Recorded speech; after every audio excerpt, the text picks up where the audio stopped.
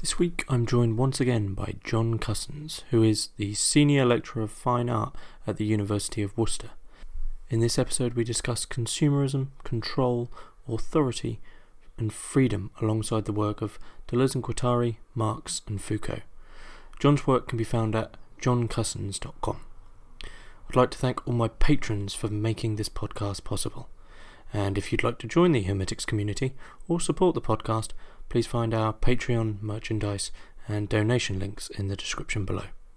Please enjoy. John Cussans, thanks very much for coming back onto Hermitix podcast. Yeah, good to be here. For this discussion on consumption and consumerism, which is a discussion I've wanted to have in depth for a long time, because it's something that always comes up, often in a cliche way, often in a fairly ignorant way. And when we were emailing this, you sort of fairly in-depth outlined about sort of 6 different routes, all continental. I realised, sort of reading it, this isn't something that analytics or rationalists, it's parasitic in nature and fairly abstract. I don't think it's something that really, of anything I've read, it hasn't got into that framework of, maybe they just see it as data and statistics. I'll sort of begin just with a fairly open-ended statement, which is, we often hear academics, more people who are a bit more well-read, the intelligentsia, they say things along the lines, or at least I think so, of, the empty-headed consumer. They're just going around consuming Marvel films and the latest brand. But what can we make of this statement? Is it a bit of a non-statement, really?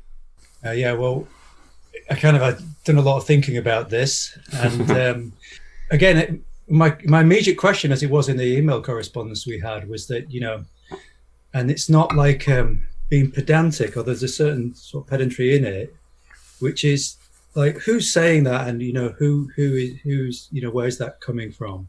And I threw it back to you, which is where are you hearing it? What kind of people? It's more like it's a kind of empiricism that is kind of necessary. Like, where are we hearing our stories from? Where are we getting this idea from? Where are we getting these ideas that other people think things in a certain way? Now, again, I understand where that comes from, but I think it's very important to be precise about these things. And in my universe, there are very specific examples of people kind of having that thought and thinking that consumerism is empty-headed. And I myself have had that opinion, and I think what I wrote to you in the email correspondence was where that thinking was coming from. It's quite a long history of critical thoughts, really, critical theory, but other things too. I don't really experience the empty-headed consumer idea that much in my sort of immediate social environment or my family environment. I have it. It's more than anybody else I know.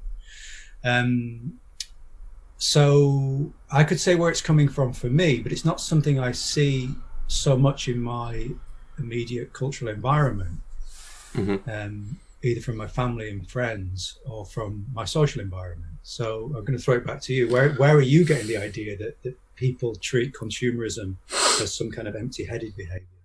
Probably from myself, to be honest. I think if I'm being completely honest and sincere, I have to say that I think a lot of people, whether or not they want to admit it or not, do see themselves as selecting certain modes and objects of consumption is sort of greater than that which is popular. I think this is the thing, is there is most definitely a popular culture. That's sort of unavoidable. TikTok, whatever it is, Snapchat, Marvel films, that's a classic example. But things which people are consuming literally by the millions, this is where I think the seed of anyone who's sort of critically trying to evaluate their immediate culture and analyze what they're consuming, the first thing they're going to sort of bash heads with is the fact that millions and millions of people agree upon a set opinion, and it's fairly objective, which is that these mass productions of pretty much anything are good. But really what I think we're going into is that more, millions of people are buying into an idea, which is where I think this conversation would eventually head, is what actually is it that they're consuming? That's the interesting question, I think.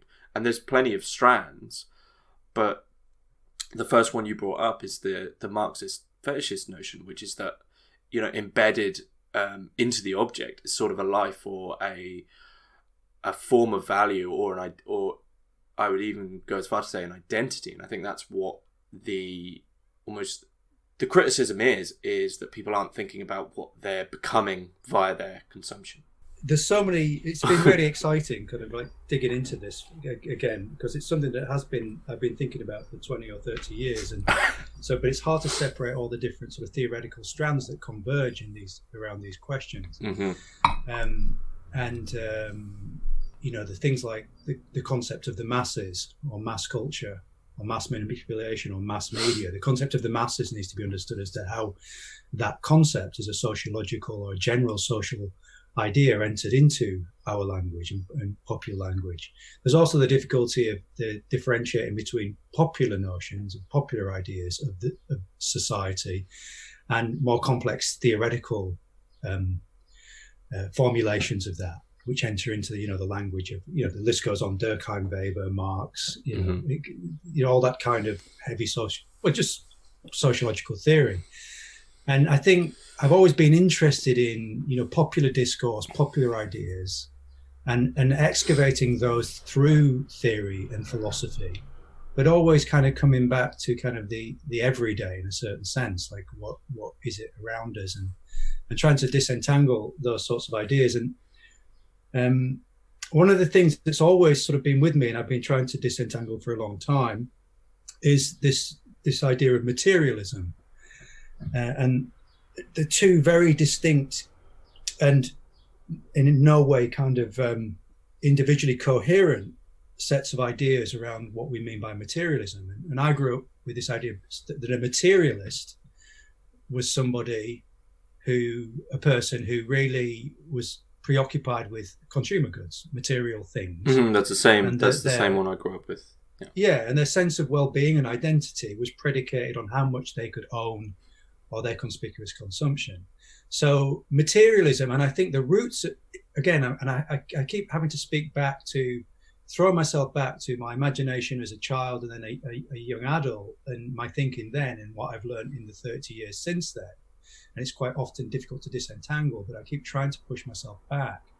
And it seems very evident that notion of materialism as a bad thing in terms of acquisitive accumulation of wealth and status through what one owns has a kind of there's a religious root to, I think, the criticism of that kind of materialism.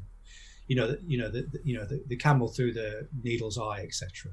These kinds of ideas of an ascetic Buddhist giving up of material things, that somehow there's a truer spiritual path in the relinquishing of material possessions. Mm-hmm. And I have that very deeply. It's a kind of deep Buddhist Protestant kind of thing that I grew up in and that was in the culture. So on the one hand, there was always this kind of spiritual religious relationship to the criticism of materialism and possession of material goods.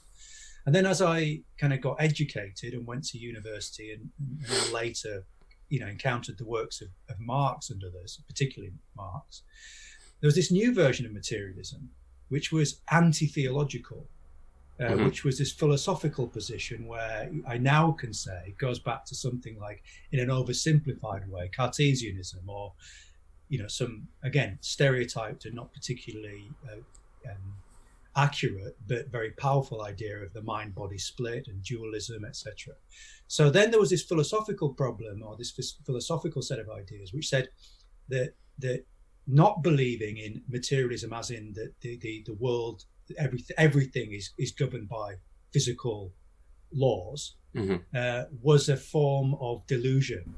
I'm thinking about Marx, religion is the opium of the masses. Any belief in higher spiritual values actually serves the interests of the capitalist class, who deliberately manipulate us into believing in higher spiritual values. So the naive teenager version of that is, okay, well, Christianity simply serves the purposes of the bourgeoisie by convincing us that we will have a better life in another world. i.e. heaven when we die, if we comply with their laws. And in fact, what we should be doing is overthrowing their laws and living imminently in the here and now, according to universal human needs. And so you get these two different types of materialism, both converging around the questions of political economy. Possessive individualism, Macpherson's theory of possessive individualism, all these ideas which, again, I've been struggling with and trying to untangle, since I was a teenager, and I think it's not something that we're going to suddenly resolve anytime soon. But I think those two arguments about materialism, those types of thinking about materialism, help frame something of the discussion around why we might see people who consume a lot of goods as being somehow mindless. Goes back to the Hegelian Marxist notions of fetishism, and that somehow they're being manipulated or controlled by a dominant ideology whose interest it is to keep them consuming, to keep the dominant socioeconomic order in place. And when you look at the history of consumerism, or the history of consumer society, let's say, which is slightly different, the construction of consumer society, it's very clear that there have been ideological strategies put in place by capitalism to ensure that people keep consuming during periods of economic crisis, which is why I think this moment in the coronavirus pandemic lockdown situation is a very pertinent time to be thinking about this question of consumerism and what consumerism was about and what consumerism is going to be about, because I think we're inevitably going to encounter similar questions that emerged in the last major economic collapse in the West, the Great Depression, which is precisely when our notions of the consumer society first started to emerge. So it's between the 1920s, then again in the 50s it picked up again, and then in the 80s. But there's been during the last century is when the notion of a consumer society really consolidated itself. And I think the two types of materialism intersect with that debate, but in different ways. Yeah, there's a couple of questions there, because you related it to the current event, the coronavirus pandemic. But if you remove the virus, which seems to be settling, what we've had is a sort of forced solitude, which isn't something that the majority of people, it seems, are too keen on. There's a fairly, as far as I can see, a fairly forced extroversion. Introversion isn't particularly something capitalist society likes, because introverts generally don't go out and spend as much. But with regards to that, you're saying that this is an interesting and sort of pertinent moment in time, and I think that's because it's the veil of the veil that everyone sort of knows. You watch an advert, we are aware enough now to understand that an advert is trying to sell us something. The illusion of it is completely gone, but we sort of abide by it anyway. But this lockdown has sort of changed it, because we can't go out and we can't interact with things in the same way. You if you watched a car advert before, you'd think, well, yeah, I could buy that car and I could go drive it. Whereas now you can't. So there's sort of this strange moment where I don't get to watch much normal TV, but if you watch an advert for a car now, it sort of says something along the lines of, we hope you're all doing okay. We know it's a tough time. Buy a car. And it's so empty and sort of, well, you haven't got anything to stand on now. But it's sort of the essence of it all is sort of cracking. And it seems to me there's a sort of panic on that side of things in terms of how do we still bolster this form of consumerism when a lot of the structure which consumption is based on has just been completely taken away for a matter of a brief amount of time, and it's sort of an economic panic. But there's another thing that you brought up there, which is sort of the larger question at hand, which is to do with the Buddhist thing, which is the Buddhist notion of giving away your material. And of course there's an argument there that in the West people still are buying into the notion, they're consuming the notion of Buddhist asceticism, or they are still consuming an idea with regards to material. Giving away material is still potentially a material idea, and that's a paradox to do with sort of authenticity, which is the tricky one. You see, you're so on the money here, but it's like very, you know, all these things need an awful lot of unpacking. But let's just stay with the first one. I think, as I mentioned, I have a particular aversion to cars, and it's deeply irrational. There was a guy in my hometown of York called Mad Albert, who used to walk around town shouting at cars and shouting, "Move it, can you move?" And he'd stand and he'd stop cars, and it was fantastic to watch as a teenager. Just like and I started to develop a similar psychopathological aversion to cars. And it's kind of quite deep, and I just want to say this is just because I think it's kind of quite funny for me, and especially during the lockdown, there's less cars, but I always hated cars. I've been, you know, like developing a real hatred for them. I see cars as like, you know, that film They Live, John Carpenter, where, you know, suddenly the you know, you can see that all the signs are saying obey. Well, for me, the aliens are the cars, and the people who sit in them and drive them around think they're driving them. But actually the cars are driving the people. It's my vision that cars are like alien monsters or something that have taken over the human species, like a parasitic exoskeleton.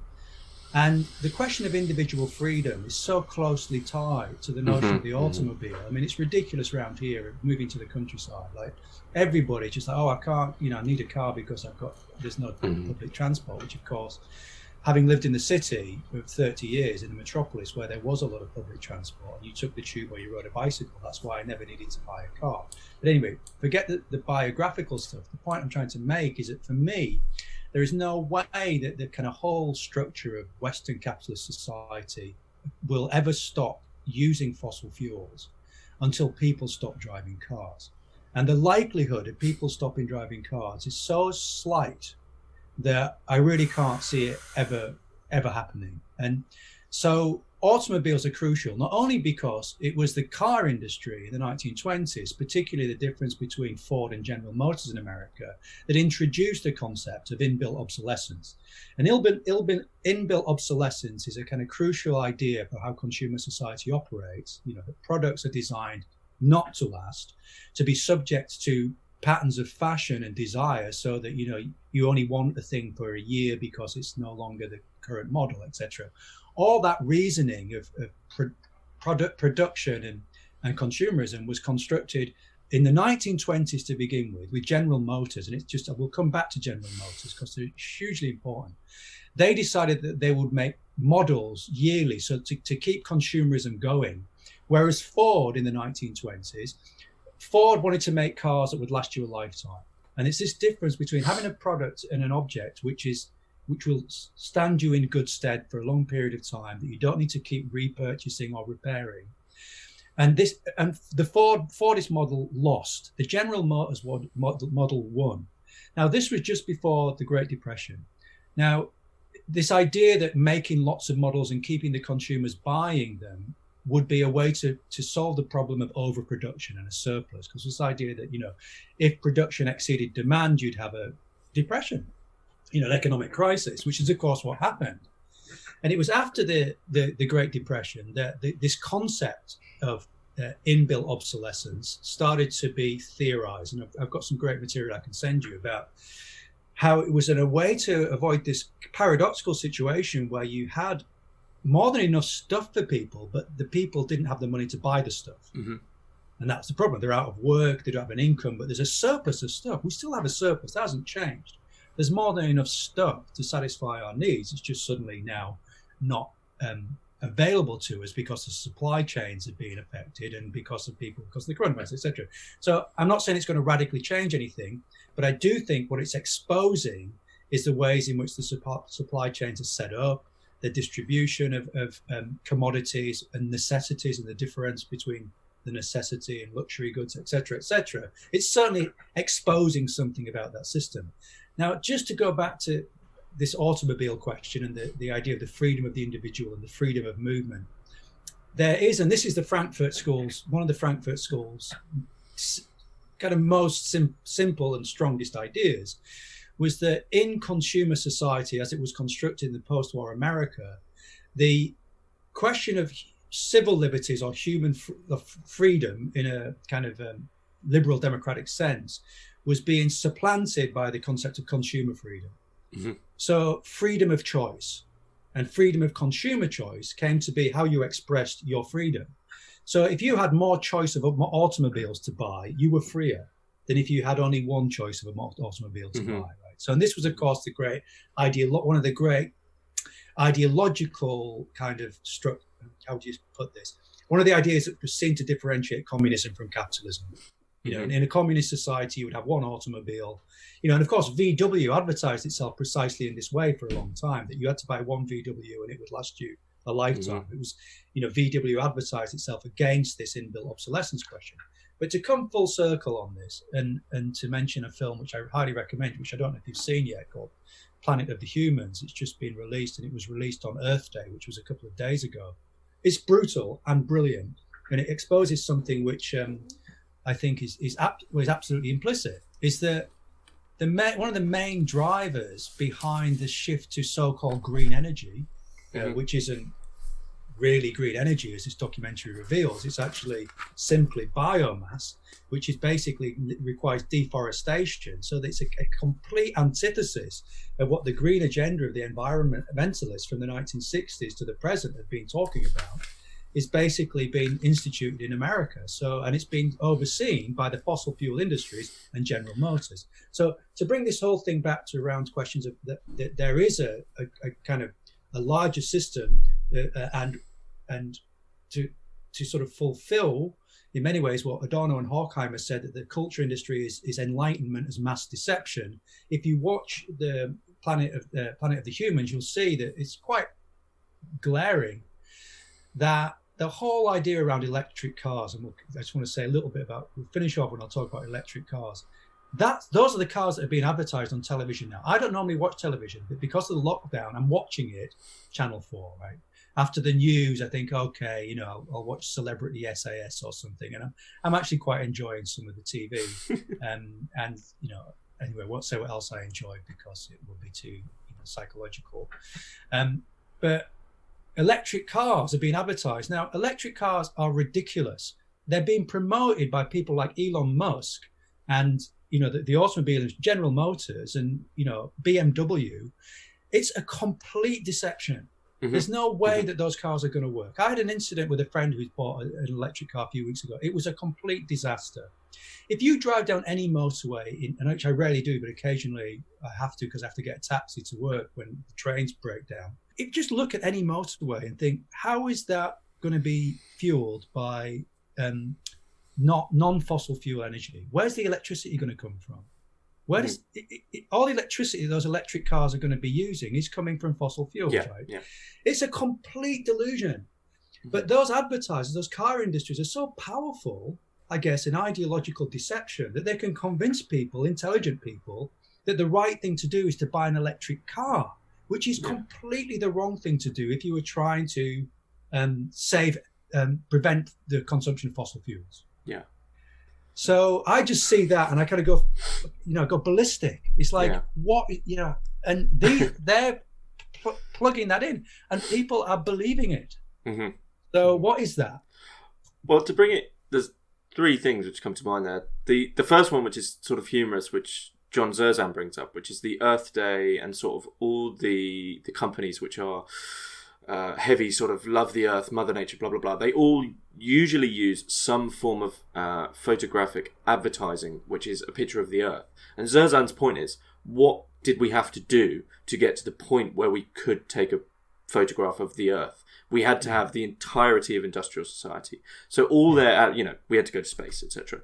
So that all that sort of, it's just immediately sort of just signaling to say, look how nice we are. Whereas, as far as I can see, the real sort of earth and pro-environment movements, which I think, you're sincere, you're effective, are local, and you'll meet them locally, and they're doing, they're planting hedgerows or something. It seems silly, but they're people who aren't expanding into a system which is the system which is inherently destroying the earth.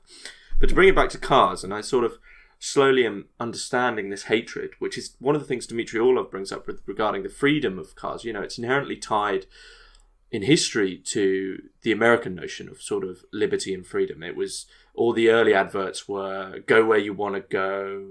People usually parked outside new suburban housing lots with big open highways. Whereas and you actually think about the freedom of the cars, sure, you have a very strange form of constrained freedom. You're free to crash the car, you're free to pay all the bills, you're free to sit inside a car which is pumping carbon monoxide into it. If you put a carbon monoxide alarm in your car, it will go off. These aren't safe things. And you're only free to travel on through, let's call it, circuitry, which is pre-made. There isn't some open car field.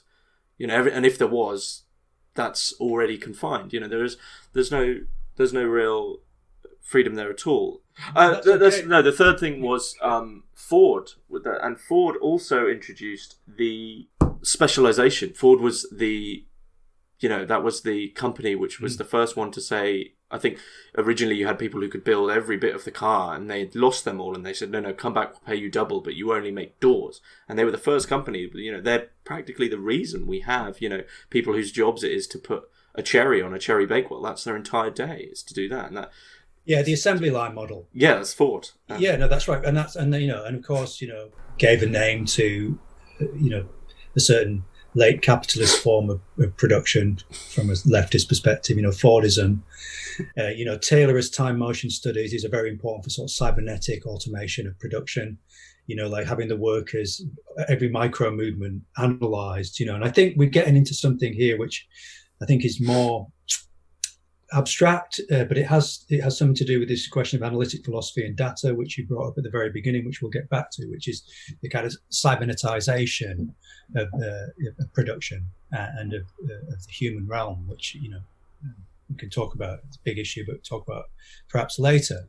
So yeah, those time motion studies, the automated workforce, the idea, and of course Norbert Wiener, the human use of human beings. Cybernetics very much grows out of a kind of how do you rationally calculate the maximum minimum uses of expenditure on a production line, so that the worker becomes integrated into the production line. It's a very robotic, well, literally, it is robotic in that sense of the human being a machine component of a larger machine.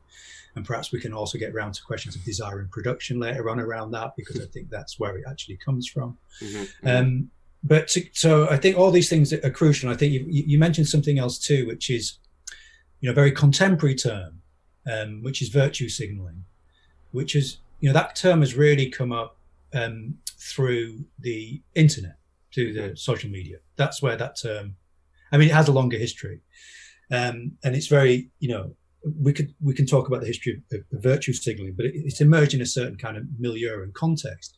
But I think there is a relationship that you could draw, maybe psychologically, between conspicuous consumption and status signaling through consumption. Like I buy this kind of product. Are you still, there's this, I've heard this idea of like eco shaming, where people go around to your house and say, oh, you're still using non-biodegradable bags for your litter or something. Like there is a sense in which ecologism and consumerism are very much linked to a kind of virtual signaling kind of milieu, in a sense that you can say something about how righteous you are by how much you recycle, or how much green food you buy. There's clearly a sense to which green consumerism fulfills a kind of pattern of conspicuous status conferring. And of course, that's not great, but it's also interesting. So I think there's a correlation there between, making a gesture of wearing an Extinction Rebellion badge, for instance, and it happens, or even another example of this, which goes into more sort of interesting social psychology realms around virtue signaling, is the clapping for the NHS, for instance, on a Thursday evening. And I was joking with my partner last night that, perhaps all the neighbours are out there and they know we're the only ones that aren't. And that, we don't even know it, but we're becoming the pariahs of the community because we're not seen to be out there clapping the NHS. And I think this is another dimension, but the social psychology aspects of virtue signaling are crucial. But to come back to your other point, and we're perhaps talking around many different areas here, but I think it's important, was this idea that you can consume mindfulness, or to paraphrase what you were saying, that you can signify your piousness, or somehow signifying piousness But I really don't see a lot of signifying piousness. I mean, really, you can't, if you're an ascetic and you're at home meditating, or you're just not consuming, or you're not signifying, are you? You have to be in a social milieu to signify. Mm-hmm. So it's a sort of semiotic that you have to be engaging with. You have to be telling people, well, I don't consume, whatever, battery chicken, because, how, if you go to the supermarket and go, look, I only have corn-fed organic free-range chicken, and make a point of showing your neighbors, then it becomes a signifying status symbol. But if you just consume, free-range or locally sourced chickens because you just sort of think it's probably better all around for the economy for chickens, or whatever your personal decision is about the ethics of consumption, it doesn't necessarily turn into a social semiotic. Well, I think really what we're talking about there is trying not too hard to name drop every sort of continental philosopher, but we're talking about Foucault's notion of normalcy, because everything we've been talking about, I'm reminded of that classic clip of George Bush. I think it was shortly after 9/11, once it all settled, and he said something along the lines of, I just want everyone to go shopping and everything to go back to normal. And he basically sort of equated normality with going out and shopping. And with this sort of normalcy we have, there are, at least, I always have to say, in the spheres that I walk, and I don't go out all that much, but when I used to go out a fair amount, there was a lot of, there was a sort of set of things which were considered normal for people my age, but even it was getting older. So from sort of 20 to 40, it was sort of expected that you go out, you drink.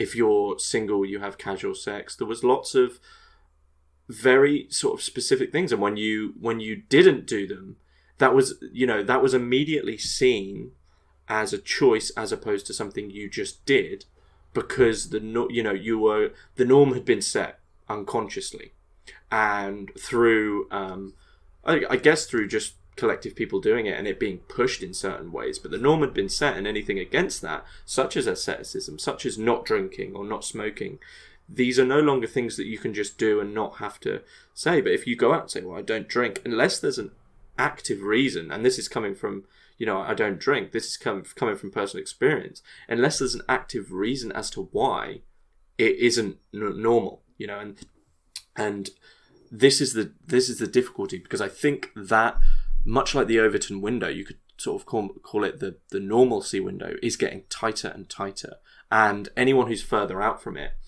the examples I sort of give as well, they all immediately seem strange to people, but let's take what would seem as a silly one, which is, imagine if someone just wanted to skip to the shop instead of walk. That's weird, but why? These are the questions that I think I'm trying to help people understand, is that you can do these things, and everyone is so constrained mentally. But it's like you can sprint to the shop, you can crawl to the shop. They're deemed as strange, but why? And it's only because there's been this form of normalcy built up. What's called power knowledge by Foucault. Okay, I don't want to go into too deep a philosophical and academic question, sort of line and thing here, so I'm going to try and avoid that. But I don't think that is what Foucault means by power knowledge. But we could have another debate about that. But I understand what you're intimating here. I think power knowledge is something else. I think normalization or social convention and custom is something that is very evident in any social organization, and I think, we can maybe perhaps tease that out at another point. But back in the 50s, there's a kind of general theory of subcultures emerged, and I used to teach subcultures and sociology of subcultures for a while, so I'm very familiar with this. And I think it's still a strong case that within social organizations, social societies, there are the pressure towards conformity are much stronger than the pressures towards than the impulses to non-conformity. Mm-hmm. Conformity is the norm. It's the same thing. Like, the norm is what the set of codes and conventions and customs by which the majority of people in a society conform to. Mm-hmm. Right, that's the norm. That's okay. And if people choose, it's what the dynamic that you're sort of talking about is, why is it that if you choose to not, something happens if you just don't conform. The question is whether or not that's a choice. And the assumption is that you've deliberately chosen to not conform. Whereas it may be that you can't conform, or you have no interest in conforming, you just don't get it. I mean, there's all sorts of reasons why an individual might. But you've drawn something out there that the one of the points that I'm trying to make there, that you've made clear, is you can't be neutral. There's always got to be, it has to be a reaction as opposed to, it might just be an inaction. So you have the norm, and everything is, if you don't conform to the norm, it can't be a neutral thing that you just haven't even thought of it. There's always, you have to be on you have to defend yourself. Oh no, absolutely, and I think the simple popular colloquial term for it is being a weirdo. I grew up with this, and it was in the culture in the 1960s and 70s. I'm sure it's in British culture still. I'm sure all over the country, people are saying, "Oh, look at that person over there." Whatever gender, sex they are, whatever I was going to say, boy or girl, or why are they walking around like staring at the sky? What a weird, this aversion, popular generalized aversion to the different is very, very strong. I don't know if it's stronger in British culture than other cultures, because this is the one that I know, but it's really strong that the group thing identifies the non-grouper and bullies them, singles them out. It's difficult to, you are persecuted if you're the person who, for whatever reason, doesn't want to conform. It's amongst children, it's very strong, and that is a sort of a social dynamic which is very deeply rooted. Again, I don't think it's to do with power knowledge. I think it's something deeper in the way in which human groups, the dynamics of human groups. How do you understand power knowledge then? Well, power knowledge is much more to do with institutionalized discourses and how they operate to decide what is permissible to speak about. I mean, Foucault's theory of power knowledge is really about discourse. It has to be linked to his question of discourses and the creation of the disciplines. And of course, within, I tried not to get into this, but of course, there's the epistemic questions that are put forward in the order of things, where he talks about epistemic shifts, and he's trying to trace this genealogy of epistemic shifts in what we understand to be true, and how that is related to institutions of power.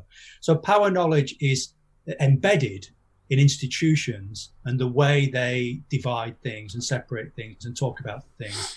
Discursively, it's about what is included in the discourse and what's not included in the discourse. So discourses are parameters of inclusivity. So for me, my understanding of Foucault's notion of power knowledge was it has to do with the construction of discourses and statements in the archive, and et cetera, et cetera. But he does obviously, one of his teachers was Georges Canguilhem, and Canguilhem famously, talks about the normal and the pathological. So what Foucault picked up from Canguilhem is this question that he called dividing practices. Now, this is where I think I guess, if I can make a succinct statement about why I don't want to go too deeply into the kind of philosophical, theoretical reflections about what Foucault may or may not have been saying. I think the concept of dividing practices, that we differentiate between the included, the excluded, what can be talked about, what can't be talked about, is a very interesting conceptual mechanism. And of course, it operates on very different levels of social reality. It's obviously very important in the discourse of social systems, but also in questions about knowledge and epistemology. And it also was used very specifically in terms of the dividing practices between the sane and the insane. So it had a lot to do with this, these differentiations on a conceptual level between this and that, the included, et cetera, et cetera. I think its versatility is obviously very pronounced. It can operate at lots of different levels. So when the children of a group in a playground, for instance, pick on the child who doesn't want to play the game or isn't involved or is staring out into space, one could say that there is some dividing practice going on, and that maybe it is some reflection of a higher level power knowledge system going on in the school. But I think it's more primal than that. on that level, and it isn't necessarily useful to think of it in those terms, although I understand how you would. Like, the school doesn't tell the children to bully the child. The school actually try to set up systems to stop bullying, but it doesn't work. There's something in groupthink and the way in which it's easier to disappear in a group, often led by certain powerful, stronger individuals, the bullies. You know, if you don't want to be bullied, you join the bully gang and hide at the back of the bully gang. And if you fall foul of the bully gang, you will be bullied, singled out, and victimized. That's happened. It was all through my school life. That was going on. It never really. It's just, you know. And of course, if the teachers knew, they would go and say, "Stop bullying people." But it was, you know, it's a Lord of the Flies type situation in the playground, you know. So I kind of, there's a few things to say, just to carry on, just to say a little bit about this, about the general theory of subcultures that was laid out, is that pressures towards conformity are very, very strong, and it's dangerous to be a non-conformist. However, subcultures emerge from this theoretical perspective when groups of non-conformists find alliance. You find alliance with other non-conformists, other people who've been marginalized, other people who've been bullied, other people who don't quite get it. But you know, a subculture will emerge when those people who don't fit with the norm and convention of the dominant customs, find each other. And the argument is that they usually find each other, according to this theory, by you've got sticking your neck out. You stick your neck out, you take the risk, you speak up, you say, you know what, fuck you lot. I don't care if you're going to, you know, whatever, or, you know, yeah, I'm gay. What are you going to do about it? Yeah, I like men. So, you know, like, and then the other people go, oh, you know what? And this is how it works. You know, I like men too. You know, I don't normally talk about it. You like men? I know. There's other people who like men over here. You know, we can go and hang out with them, and you know, we don't need to, like, unless you know. So it's those dynamics, I think, are kind of more kind of what's going on. And I think, and just finally to say around this question of consumption and alcohol very specifically, I'm thinking a lot about youth subculture and about pop music and punk, and you know, the whole idea of hedonism and freedom in pop music and rock music from the 60s onwards, really, or 50s onwards. And I'm thinking about straight edge in punk, you know, and you know, I once knew a guy who was in a punk band called Antipasti, a British punk band, and they'd gone over to the West Coast to sort of like the Black Flag West Coast SST scene. And he was shocked because all the British punks were like completely brew crew, pissheads. Like, part of the punk thing was really to get drunk and also to use amphetamines. Like, there was a lot of intoxication in the British punk scene. But the straight edge scene in California, and it was Washington, DC, but then it was in California. There was a complete rift there. Like, why are you drinking? Why are you smoking? Why are you taking drugs? Do you not know that this is how the capitalist control machine runs you?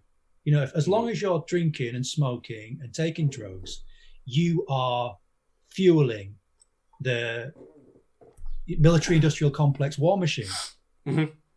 You know, and that is you know, I don't know how much more I want to say about that, but if you really wanted to be radical politically and engaged in real terms in the West Coast in the 80s with the hardcore scene, you had to not drink, not smoke, straight edge. I mean, what's your take on straight edge? Were you straight edge? Is this where... I think, well, this is the thing. If someone said to me some form of label that, you know, not to be that too cliche, but I generally just don't like applying labels to myself just for the same reason. I just think it's silly. But if the, you know, by all definitions, I am pretty much straight edge. I have 1 cup of coffee a day, and I have done for 4 years. That's it. So, yeah, I am. The thing for me for straight edge, I mean, the classic songs about it by Minor Threat and the early Black Flag stuff when Henry Rollins, you know, was still the front man, is about thinking, and it's about saying, well, if you're, you know, the song Six Pack is all about the fact that all these people want to do is have a 6-pack of beer and watch TV, and then I think it ends by saying, you know, I don't even have to think. And that's the point, was that, well, if the punk movement is meant to be this non-conformist reaction to the state and the government, etc. Well, then you're going to need to think instead of just getting drunk and passing out. So yeah, that's sort of my take on that one. But the irony there is, and this is something I mentioned to Gary Lackman, who I interviewed 2 days ago, which was, we were talking about the fact that the irony of straight edge is that you're not doing the thing that is assumed to be the radical thing. So, smoking weed, getting high, getting plastered is the assumed, like, oh, these guys are really cool, they're really against everything. But straight edge is making this case of like, well, no, actually it's not. And this is happening now in politics, in left and right politics, where you had this whole movement fairly recently and still ongoing, where it's now the radical thing to say, you know what, I want a family, I want a 9 to 5, I want this sort of what would be considered conservative, sober living. It's hip to be part of the, part of that sort of, I guess you could call it classical conservatism, sort of William Buckley conservatism of a very sober, seemingly sober vision. That is now the alternative path, because the other path is just it's been allowed free rein. Yeah, I don't. Again, I'm intrigued as to why you are so interested in these trends, and because firstly, there may be some people in some spheres of society that are adopting conservative, models of conservative aspiration that seem contrary to expectations according to, and he goes on, X, Y, and Z. Why would that be contrary to expectations? There've always been people doing that.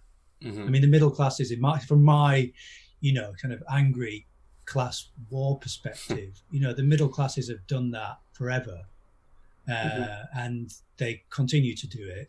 They just, blah blah about social justice and revolutionary social change, usually when they're young and stoned and at uni. And then when they're no longer stoned and at uni and they've met their person of similar economic standing, they use their parents' money to buy a nice house, to send their kids to nice schools, have a garden, grow vegetables, and join Extinction Rebellion when they're not ferrying their kids to and from school in their four-wheel drives. That just seems to me to be absolutely normal. So I don't see a sort of a trend or a pattern changing. I'm wondering where you're seeing these trends and patterns happening. It's less because it's more the ideals. Because as you said there, the middle class that you're on about is, on about that, even if their attempts at class consciousness and environmentalism are inherently hypocritical, because they're not, they are just fueling these things, they are still trying them, and they are still promoting them as an ideal, which is sort of a left-wing thing. My point would be that there is a sort of rise on a where am I seeing it? I can't exactly say. That's not something I don't really jot that down. So you just have to take it as conjecture, to be honest. But I think I've a lot of discussions with friends, and these aren't people who are necessarily politically, charged. They're just going about their mainstream lives, working jobs, 9 to 5s, and 2 up, 2 down, 2 kids, and they're coming around to thoughts which I see as far more conservative, and I think there's a backlash against what people were doing. I mean, I didn't want to go too much down the political route, because I just think I don't have a direct interest. I have an interest in politics, which is sort of like a Kubrick film.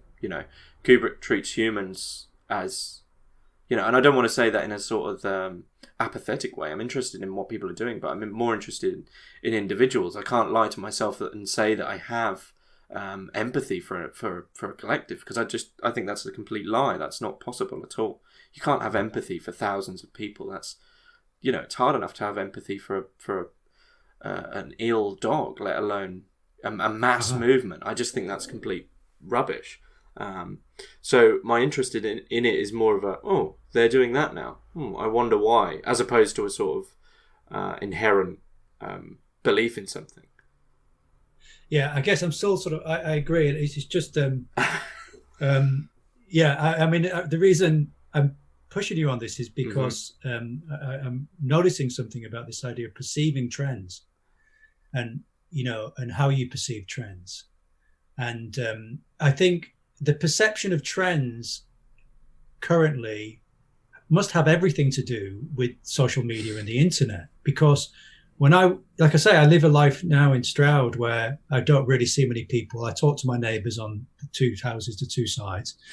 We have occasional conversations. They don't last very long because my consciousness is a bit probably weird, I think, to people around me. So, for instance, well, it doesn't matter, but opinions about Johnson and his handling of the coronavirus crisis, I just don't go there. Like I don't want to have a conversation about that with my neighbor. I mean, I could be wrong, but this kind of conversation you have over a fence aren't likely to be at the depth and level that I would really want to go to. So, I sort of talk a little bit about it, but don't go into. Yeah, and I could be wrong. My feeling is that my intellectual universe is pretty intense and shaped by things that most people aren't reading, but I just don't know. And I know my thinking has been shaped by, 30 years of reading critical theory, being involved in activism, being an artist, trying to find ways to make things that might somehow trigger some consciousness shift in some cascade that might somehow, these are the kind of idealisms I've had, which I no longer have anymore, but I haven't really moved into a different political position on that. All these things, and being massively shaped by neo-reaction, which has been the most important intellectual event in my life for the last 10 years and has replaced, in a way, critical theory as a kind of optic on the world, which transforms it and makes me see it differently, which most people don't even know what you're talking about. No. Like, they haven't heard of it. They don't know who Mencius Mollbug is. So where do you start? Where do you start with people that you meet in a pub if you're actually thinking about Mencius Mollbug and the clear pill?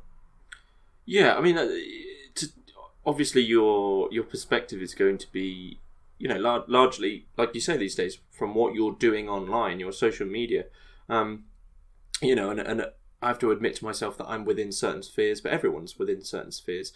What I think I'm saying is that the overarching sphere of people who still read newspapers and people who are in the queues to the shop at the moment and the interviews that I'm seeing on the news, these are the people that I think you have to take as the centre position of what the media is comfortable interviewing, and therefore they sort of, in their own way, represent what the collective are thinking about, at least. And as far as I can see it, perhaps I'm wrong in this, that if the BBC are interviewing someone, they would do so because they believe that there would be a relative collective agreement with regards to what that person's saying.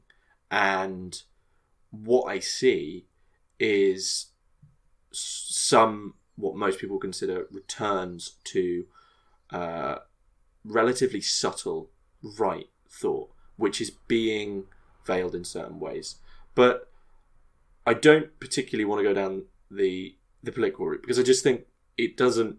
I'm of a position of history is cycles. Everything is cycles. This as above, so below. This will come around again. So I'm more interested in how it's propelling itself and coming across this time.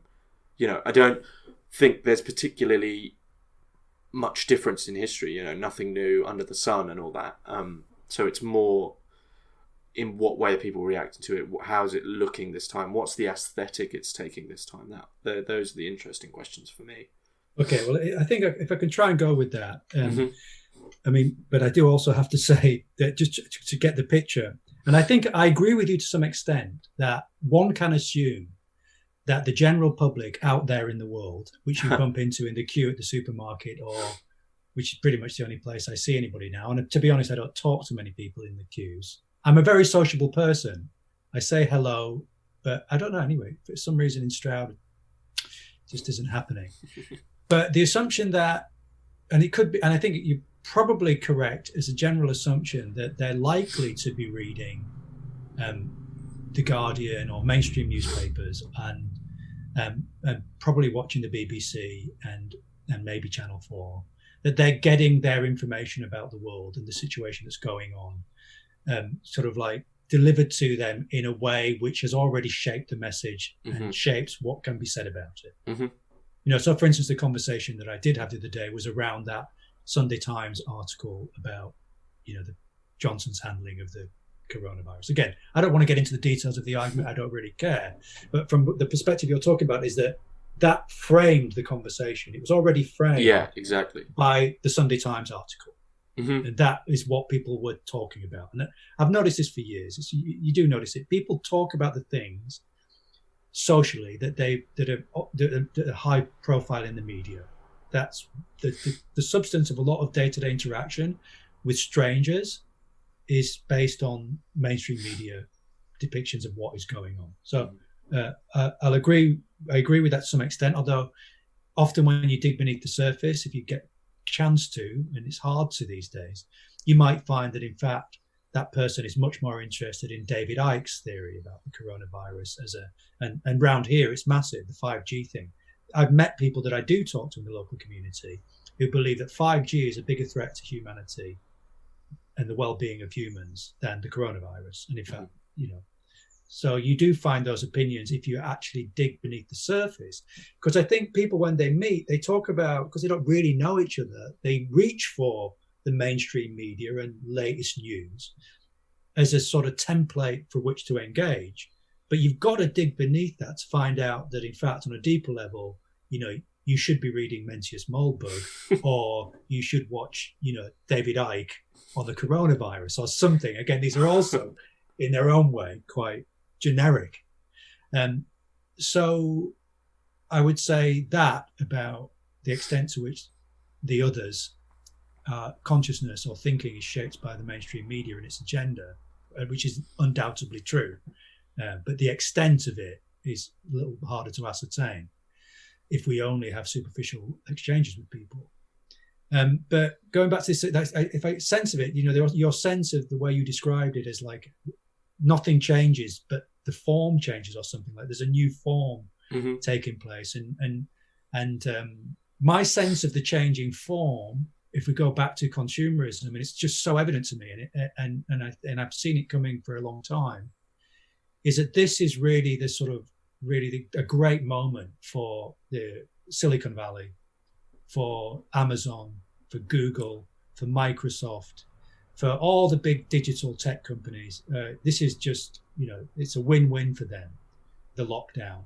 The very fact we were already doing this and speaking over Skype or Zoom, and you were already doing your podcast using the internet to communicate and share knowledge and have conversations. That was already going on. There's a lot more people doing that now than we're doing that. And there's a lot more people who would be demanding to do that afterwards as well. Yeah, I mean, that's another example of the advertising that's immediately come on. And just to say, we come back to consumerism and advertising, but there's an advertisement for some electricity company called EE, I think, that's being shown. And I find this really appalling and symptomatic. And it's some American actor, I think he's called Bacon or something, I don't know. He's a heartthrob actor who's obviously been paid, like, I don't know, God knows how much, to advertise an internet company, telecommunications company. And he does all the stuff about, it's all about the NHS, it's all about the workers. It's to me, it's revolting. It's disgusting. But I assume that there are lots of people who go, that's really nice. It's really good that he's standing up for the NHS. And you know what? The fact that company is now giving us free access to the internet because of the coronavirus, and I find that just morally repulsive. But that's normal in that sphere. So exactly. That's the kind of thing. All the companies, the digital companies now are using coronavirus, and more importantly, they're using the NHS and the workers of the NHS to sell you more digital product. And because that is the way it's shifting, it's obvious, there's a logic to it. But I think if there's a form shifting, then this is the final nudge for all of us into a digital economy and a virtual virtual spaces of communication. I mean, it's not going to be complete, but that is going to be the big shift. Mm-hmm. So that's, I think, where I'm foreseeing the changes really happening. That, for instance, in education, I work in education. All university education and most school, secondary school and infant school and junior school education is now shifted online. Now, there's no turning back from this, in the sense of course, people will go back to school, they'll go back to university, but a massive chunk of what used to be done in schools will now be done virtually, online. It's going to push things massively over in that direction. The consequences of that we'll see. It certainly will mean that Amazon is having a field day. Channel 4 do a special program about Amazon and how you can get deals on Amazon. The thing is so integrated. Yeah. Well, another symptom, which is, just before I mention this, actually, one thing that I had to quickly write it down, so I've just written the words NHS clap Stalin, because it reminds me of the historical anecdote of when people were clapping Stalin. If no one wanted to stop, because if you were seen as the first to stop, then why were you first? So no, sometimes people were there for 30 minutes just clapping because everyone was too scared to stop clapping. And sort of the NHS clap is like you said, and we've had this moment as well. I look outside the window and I go, we're the only ones in. So then, and I wonder how many other people have sort of thought, no, we better go out because everyone else is doing that. It's a typical kind of conformity thing. But one of the things that you're on about Silicon Valley having a field day, and this was one of my predictions, is that sort of after this, even though companies have had this furlough and things along these lines, you're going to see so many smaller companies. You're going to see almost like a Judge Dredd situation where there's just 3 or 4 ginormous companies which are just now beyond household names. They're sort of, they're on the level of like water. It's just a thing there is. And I've heard that Amazon are buying up small farms and agriculture, and their profit dynamic, I think, is completely on this. They don't turn a profit or something and put the money straight back in, so they're just growing at just sort of a phenomenal rate. But one of the things that's come from this Silicon Valley thing, which is interesting with regards to consumerism, is the ideal, which has sort of become an ideology of productivity. And I mean, I've recently gone full time with a podcast and trying to find ways to sort of organize myself, because I'm not that organized as a person. And I was looking through apps and and bits of software that might help me out. And there's so many now, and they're so complicated. And I've come to use this one called Notion, which is quite good, but I'm using it in a very basic way. But when I was watching guides for this, there's people who've set up their entire day, including sort of take vitamins, meditate, journal, read a book, and then all their daily tasks. But they haven't just written them in to do. There's also columns for how good it felt, rate it out of 5 stars, effectiveness of, and then sort of a chart of productivity. And it's just complete assimilation of the soul into the min-max framework of existence. Why would I eat that? Why would I go outside and sit and eat that cake in front of a lake when I could sort of scoff it down in front of a spreadsheet? And it's like, there's being a complete removal of qualitative life. It's entirely quantitative. Everything has to be able to be assimilated into a metric. It has to be accountable in some manner. That's sort of the Silicon Valley MO. Oh, absolutely. And I think the thing is, again, without sounding like a dyed-in-the-wool Marxist, which, I never really was anyway, but this is what Adorno and Horkheimer talked about: individuation, the way in which capitalism produces us all as free individual agents who are able to consume. That gets developed by Baudrillard, where, consumer products are object signs which we consume for status.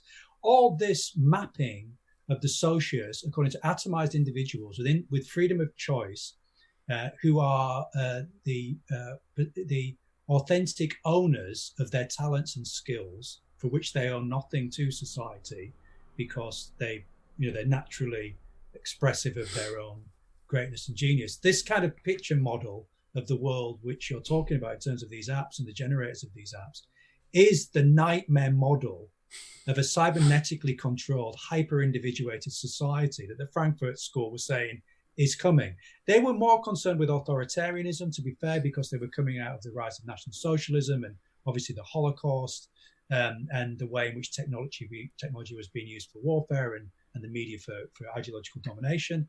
But this hyper-individuated society in which we're all micro-entrepreneurs, it's also been analysed by Boltanski and the other author in The New Spirit of Capitalism as a kind of management model. This has been quite clearly mapped and analysed by the left as the dynamics of late consumer, late capitalist society in a digital age. And it is what's happening. I mean, that's this, we are being atomized into these entrepreneurial cells that use software effectively. We monitor ourselves, we have wristwatches, which, all those sorts of things. This is the nightmare Big Brother version of the fully free society of micro entrepreneurs, hyper individuated entrepreneurs. And this is a vision that has come from Silicon Valley. Famously, there was the essay back in the 90s called The Californian Ideology, which showed how libertarians and anarchists and, the hippie libertarians had been captured by capitalist machinery, and that this was inevitably going to go in a certain direction. It was an interesting article. We were all reading it going, oh yeah, this is how the internet is going to consolidate the control of capitalism. And it is doing. But again, there's some truth to that. There's also questions of freedom and choice and how far we can go and all sorts of other things around it. But I think what you're experiencing is precisely that. Mm-hmm. Like you are becoming an entrepreneur in a digital sphere. Mm-hmm. But everything is seen as a small startup. Nothing's a hobby. Nothing is a pastime. Everything immediately, and I mean, a lot of people my age find it difficult to perform a hobby without immediately thinking, well, in what way can I profit from this? In what way can I commodify this to make money?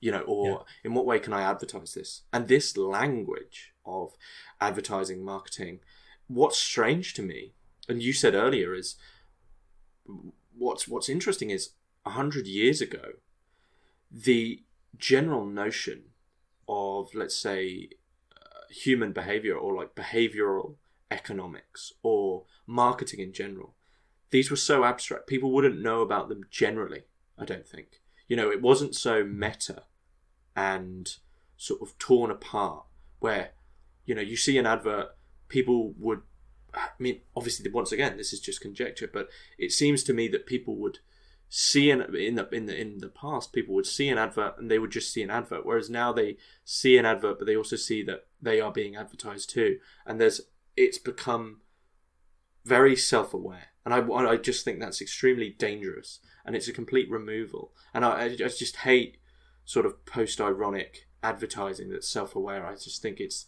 the most abhorrent, demonic, sadist, it's awful. It's some of the worst.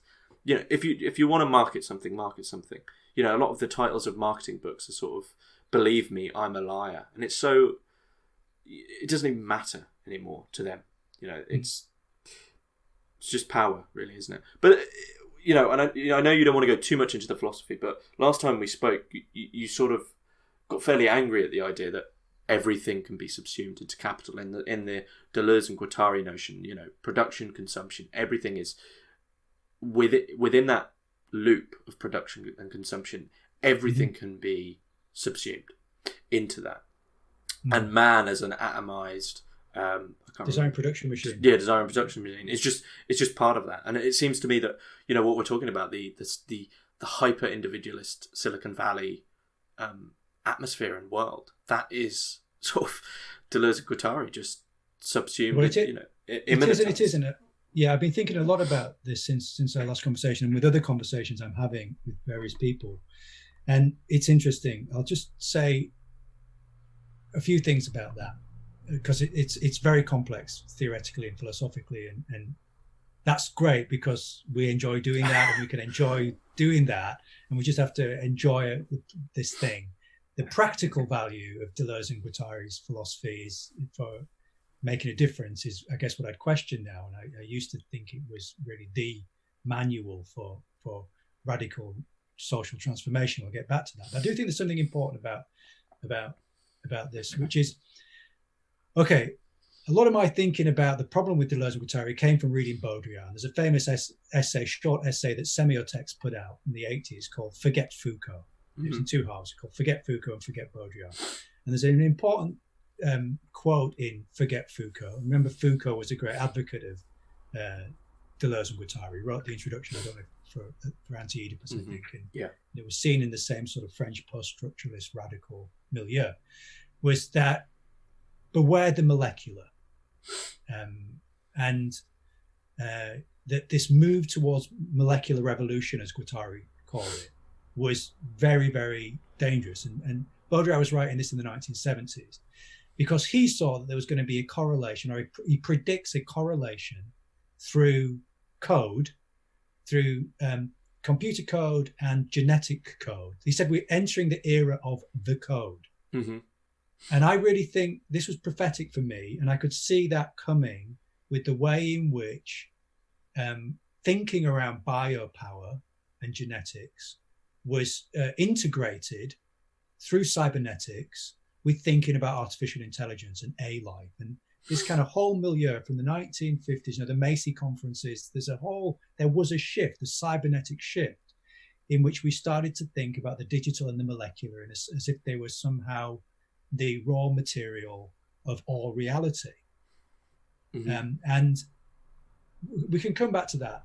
But I would say that I think that one of the important things about Silicon Valley, and good friend, colleague with Eric Davis, who you may or may not know, Eric. Yeah, I've interviewed Eric. Okay, yeah. And, he LSD, West Coast, computers, psychedelics. The idea that everything is integrated, connected on some molecular level is a very psychedelic vision.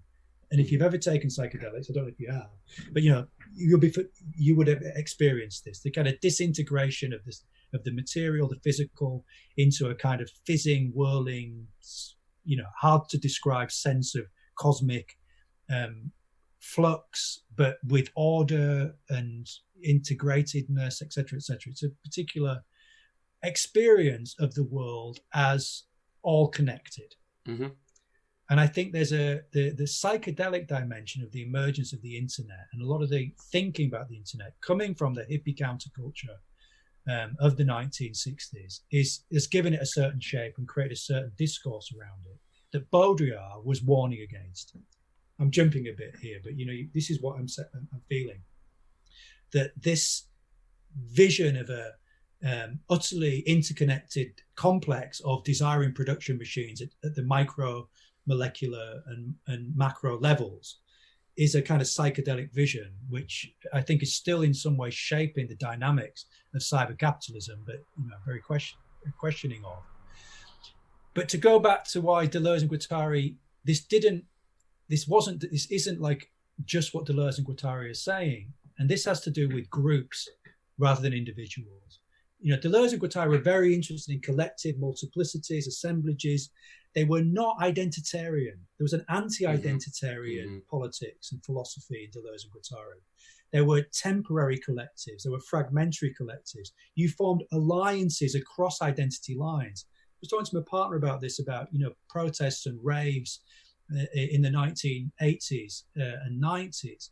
And there was a very strong commitment, partly shaped by the philosophy of Deleuze and Guattari, that you should be forming alliances across gender lines, across race lines, across religious lines. You should be forming temporary collectives and suspending your differences in the aim of, doing a particular job, performing a particular task. Maybe it's a political task, maybe it's a kind of social task, but the non-individuated was hugely important for the politics of the schizoanalysis and schizopolitics.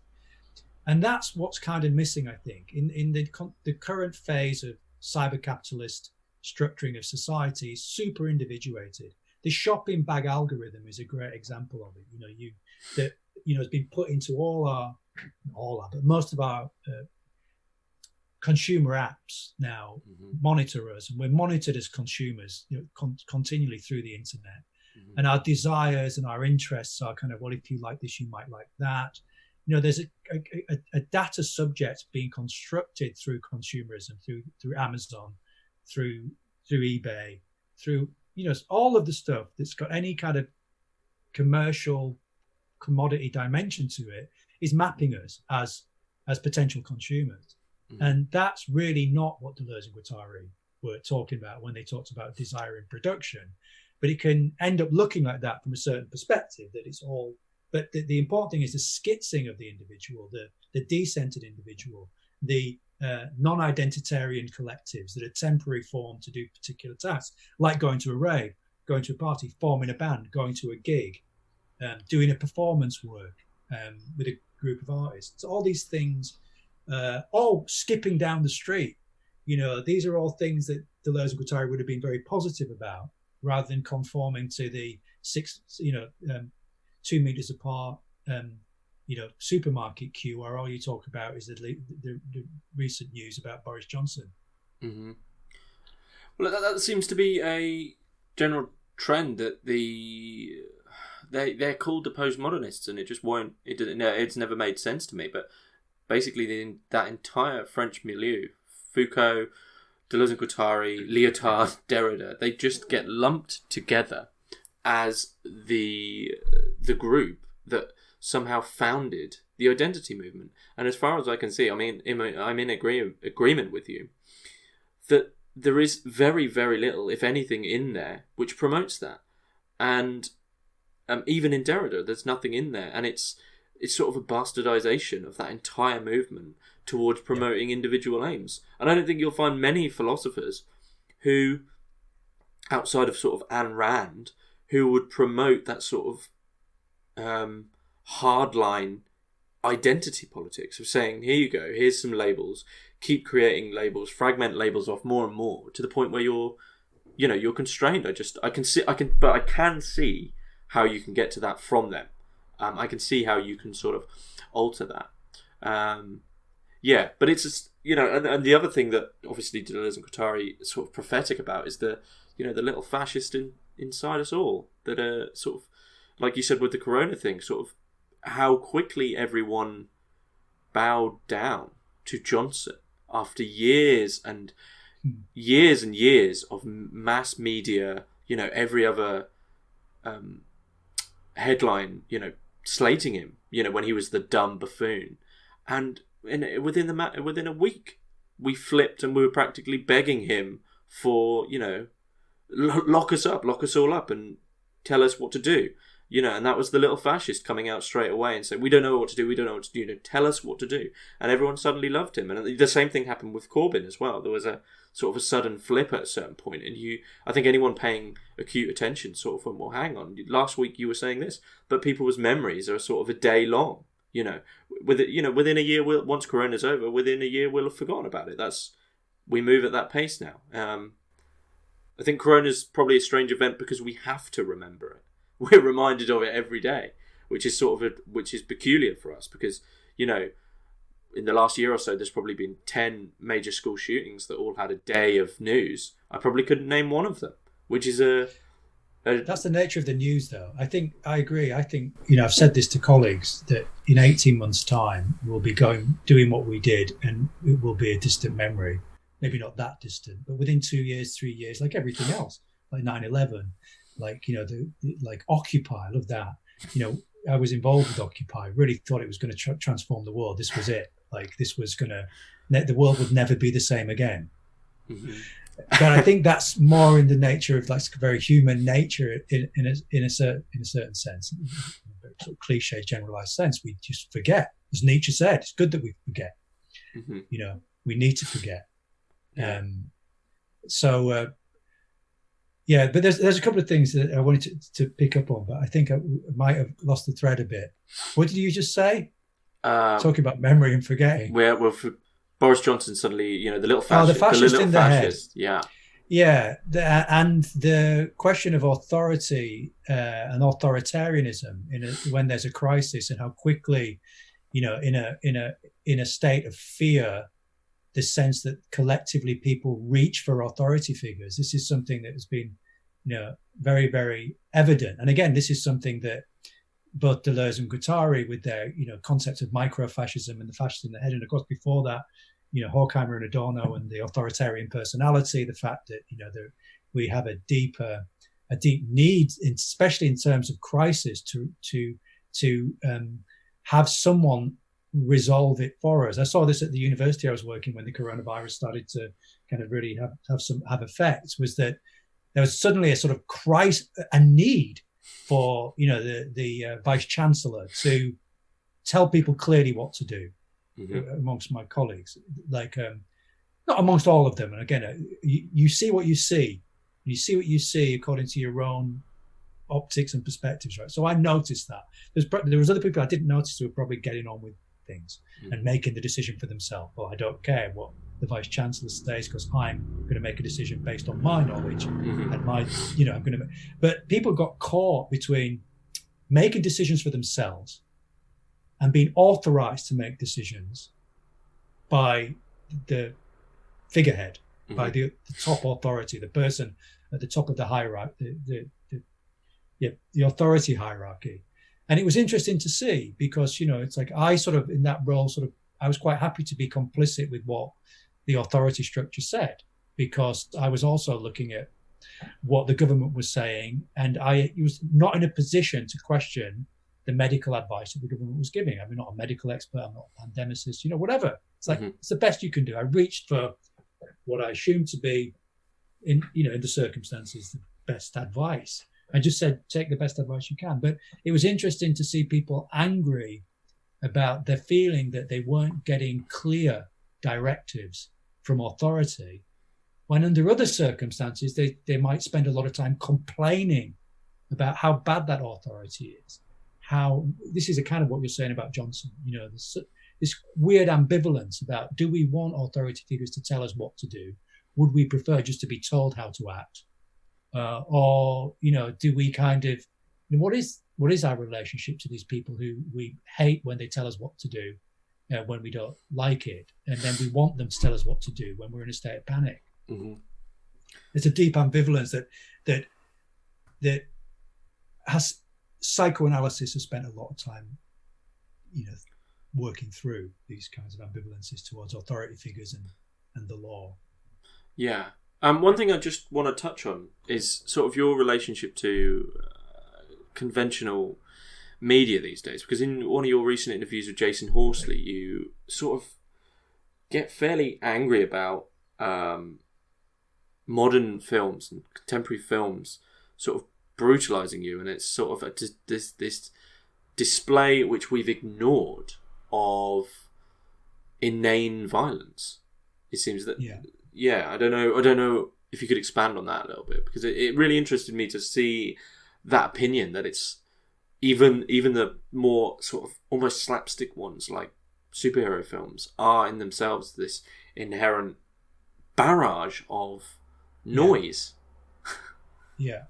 Well, I say I don't watch those films very often, and I'm have a deep aversion to certain over conventionalized codes, particularly around violence. And again, it would be hard for me to unpack that too much, except to say that, as you've probably heard in other discussions with Jason, that I spent a lot of time looking at violent films and horror films and thinking about them, and eventually I came to conclude that they were part of the violence they were depicting.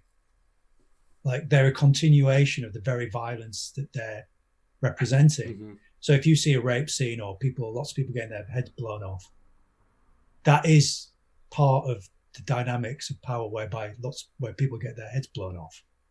Like, I see it as part of a continuum. I don't see it as kind of this idea that there's a fictional representation in the realm of the spectacle, and it's very, very different from what happens in the actual world. So that's kind of the background to that. It would take more explaining why I think that's going on. But I think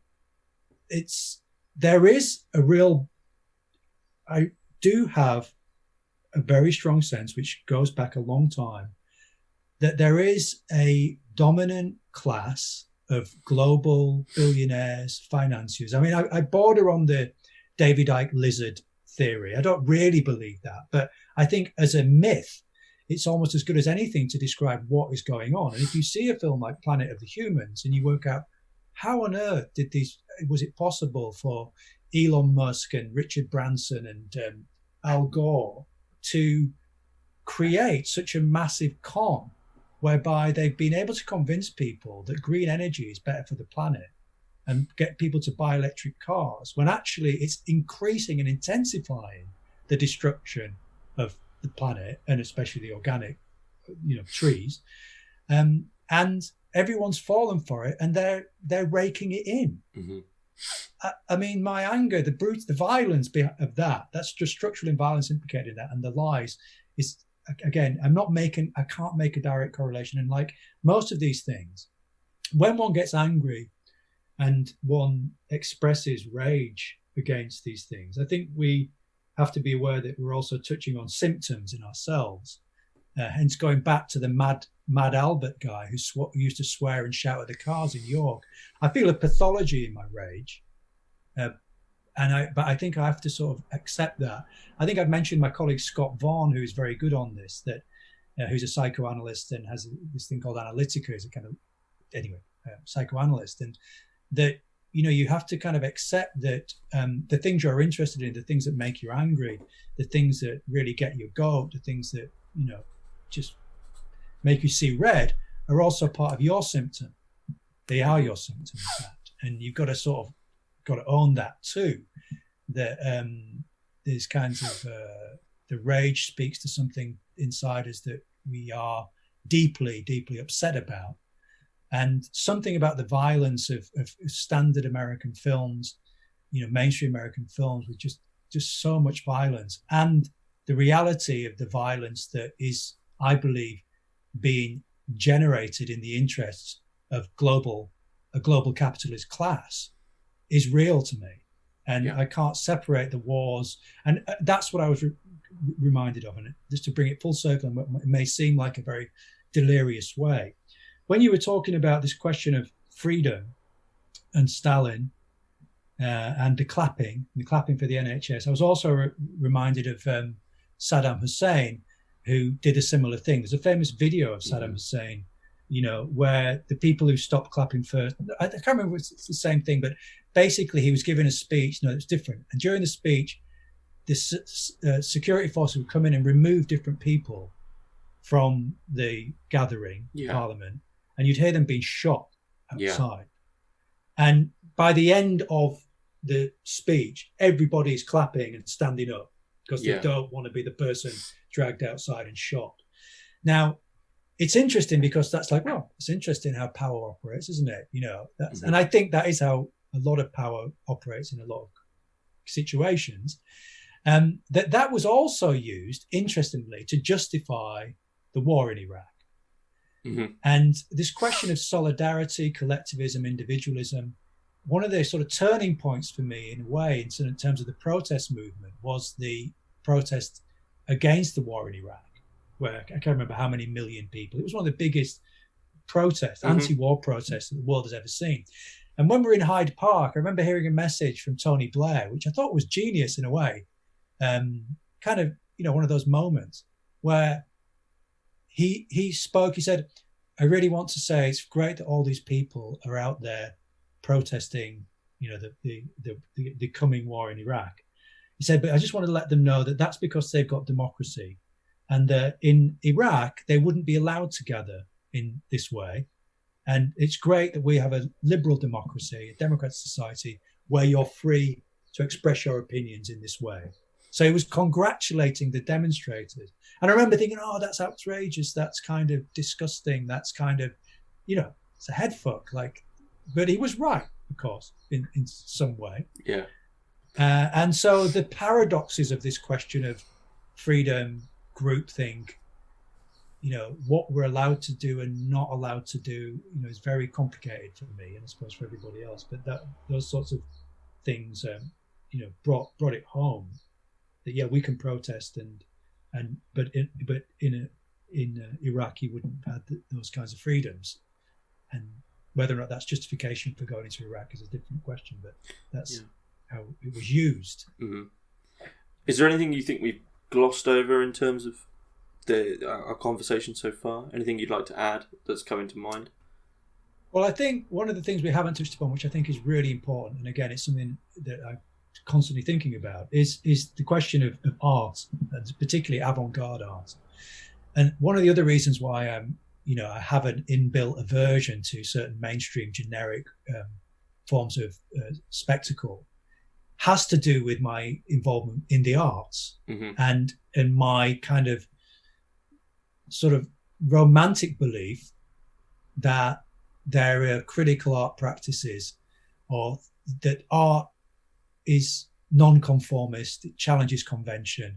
And I still sort of believe in that idea that, so skipping to the shop, or your choice to wear a banana on your nose, I don't know what it would be, but just doing something which is deemed to be crazy is actually a very good thing to do in societies. It's healthy for people to not conform, to do different things, to express themselves in different ways, and to be free to express themselves in different ways. And I kind of an idealism of a society where, freedom of expression is full. Like, you can do what you want as long as you're not harming anybody else, or, so I think that my perspective has been shaped by trying to work out how art fits in to these questions. And I think you studied art. Right? Yeah, I did. I studied art as my bachelor's, and I ended up, my final year was largely anti-art and Dada, because I realised that a lot of artists, sort of like Jason Horsley's comment about Paul Thomas Anderson, the director, I found that a lot of artists weren't making art anymore. They were trying to make art, or they were trying to make a good piece of art. And it was clear to me going to galleries that they hadn't made anything of their own creation. They were sort of trying really hard to make, some great piece of art, or make it really definite in a certain style or a definite message. And I just thought, this is all so subjective, I just couldn't get a grasp of it anymore. And then I got into institutional critique as well, and realised that they were tying themselves up in knots, and they through their work, they had been taken into the institution that they wanted to critique.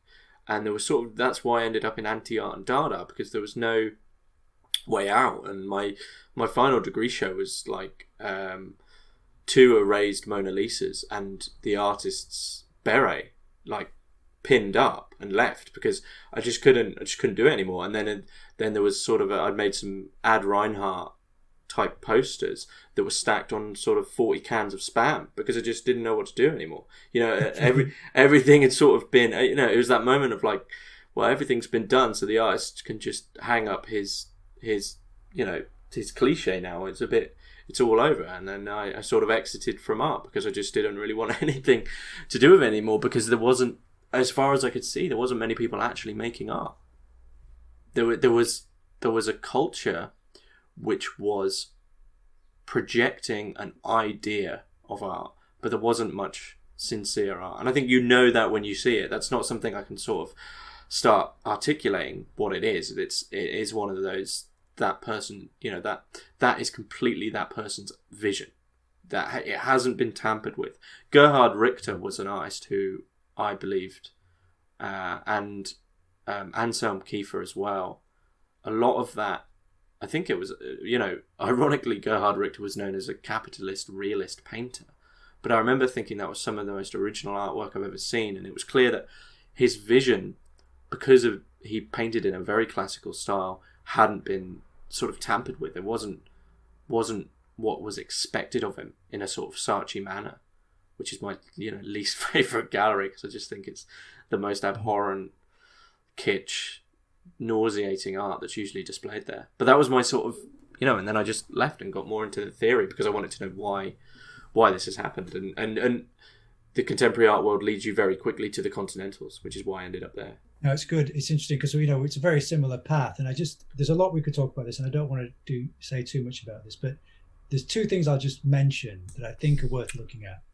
When I was thinking about this conversation, I was reminded of this famous conceptual art show called Living in Your Head When Attitudes Become Form by Harold Seaman, which was this, it's a breakthrough show when conceptualism became mainstream within contemporary art.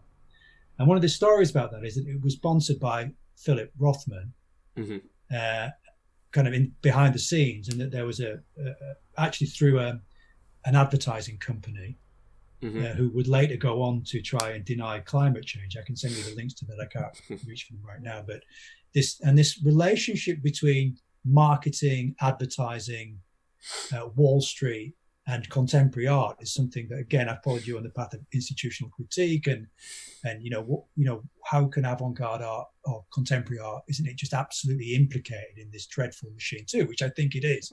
And I think these are examples of it. But I was led by looking at that. There's an essay called When Attitudes Become Form, Philip Morris Becomes Sponsor.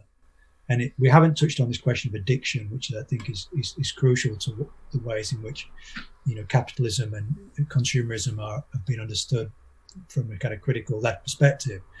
But that led me to this interesting event, and it's a coincidence of things that I was happening to be listening to WFMU, which is the only radio station I listen to, and they were playing a version of Sister Ray by the Velvet Underground, which I'd never heard. And I suddenly thought, wow, it's really weird that, the Velvet Underground were doing avant-garde, freeform noise music in 1966 that I discovered when I was 16. And then I found an article called "And Then My Mind Split Open," which is a lyric from the Velvet Underground. And it's interesting that the Velvet Underground were performing with the Exploding Plastic Inevitable, a theatrical performance multimedia thing, that while Warhol was branding himself and as Andy Warhol Enterprises, and I don't want to go too deeply into this, but I still feel a residual trace of something from the 1960s where on the one hand you get pop art, Warhol, money, business, it's just the same thing. There is no art, isn't, the provocation of Warhol is to say art isn't doing anything avant-garde, subversive, anti-capitalist. In fact, it's absolutely flush. And the best business is the best art. And while the Velvet Underground and the Exploding Plastic Inevitable were doing multimedia, sonic, cacophonous, experiential, mad, Dada-esque performances, which were completely different, it seems to me. And the reason I'm bringing that up is I think that the reason Deleuze and Guattari were popular or became, read by artists, Anti-Oedipus and A Thousand Plateaus in particular, has to do with something about trying to think about other modes of challenging the dominant capitalist paradigm through collaboration, groups, temporary autonomous zones, non-singular modes of practice.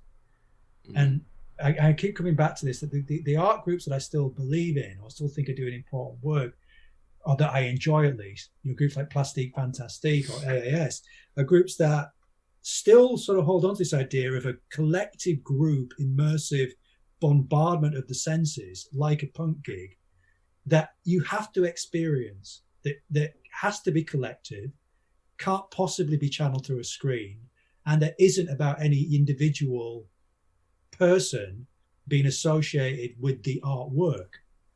And that idealism, which I still kind of have, even though it feels a bit dated now, it is something I'm still trying to get my head around, and that Deleuze and Guattari still offer something for a way of thinking about community and collectivity and group creative practice that falls out of this super individuated cyber capitalist atomization of us all as individuals, entrepreneurs.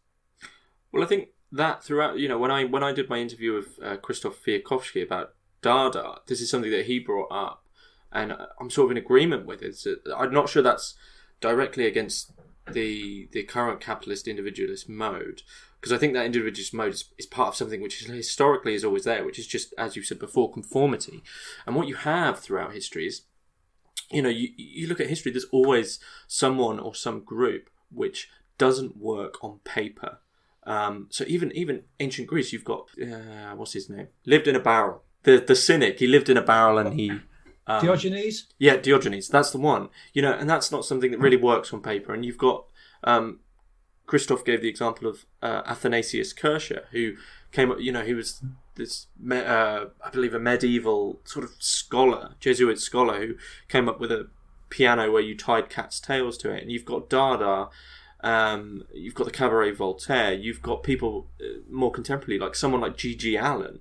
You've got people who are almost like the parasite coming in, and they're so averse to it all, and it has to be an analog means which you attend to it, which just completely sort of disrupts the flow. And it is sort of what Sayre would call the parasite. It's this noise coming in. You can't avoid it if you're near it, but it isn't like anything else. And there's always throughout history moments like that which sort of just disrupt everything.